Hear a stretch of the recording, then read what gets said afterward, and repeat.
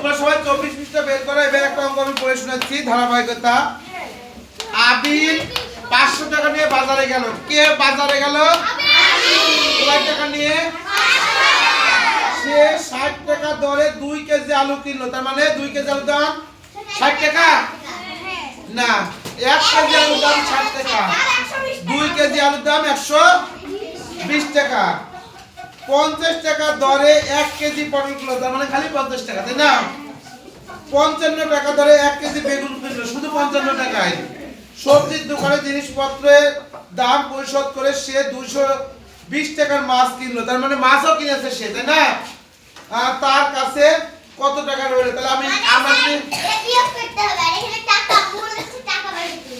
আমরা যদি খরচ দিয়ে আগে যোগ করে নিব, খরচ দিয়ে যোগ করে নিয়ে বিয়োগ করব, তাহলে হবে। দেখো তাহলে কত নম্বর অঙ্কটা? 8। তাহলে আবিরের খরচ, কার খরচ?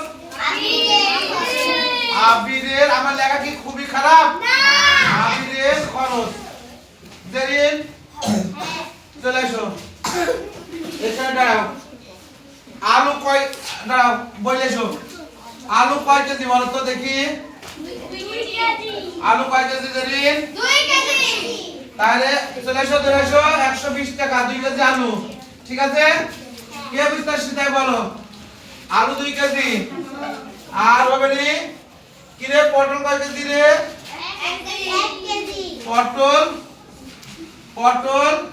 1 কেজি। কয় টাকা ধরে? মানে 50 টাকা ধরে, 50 টাকা, ঠিক আছে?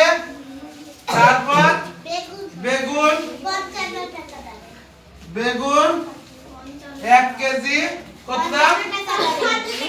55। তার মানে এখানে 55 টাকা। আমরা কি মাছ যোগ করতে পারবো না? হ্যাঁ, পারবো? হ্যাঁ।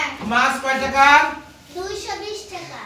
মাছ 1 কেজি ধরে নিল, 1 কেজি 220 টাকা। বা এখানে কেজির উল্লেখ নাই, তাহলে এখানে গুণ করলাম না, শুধু 220 টাকা।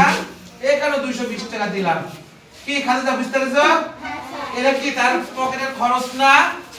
তাহলে পকেটের খরচ যদি হয় তাহলে আমরা যোগ করব। সবাই বলো 0 0 আর পাশে 5, 2 আর পাশে 7, 7 আর পাশে 12, 12 আর 2 14, 14 হাতে 1 আর 1 2 আর 2 4। তাহলে আবিরের কয় টাকা খরচ হয়েছে খাদিজা বলো তো? 445। সে কয় টাকা নিয়ে গেছে বাজারে? 500 টাকা। তাহলে তার কাছে কত টাকা রইল? তাহলে তার কাছে রইল,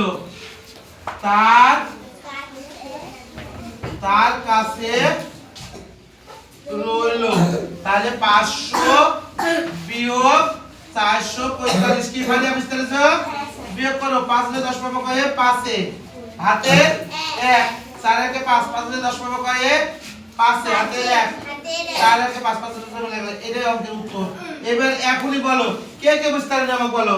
এটা হলো মোট খরচ, আর এটা হলো আমি লিখছি 500 টাকা। খরচ করে ওটার সাথে 500 বিয়োগ করব। 500। এখন বলো কে বুঝতে পারনি? কার সমস্যা আছে? তার সবাইকে অনেক অনেক ধন্যবাদ। সবাই ভালো থাকো, সুস্থ থাকো। পরবর্তী ক্লাসে আবার দেখা হবে।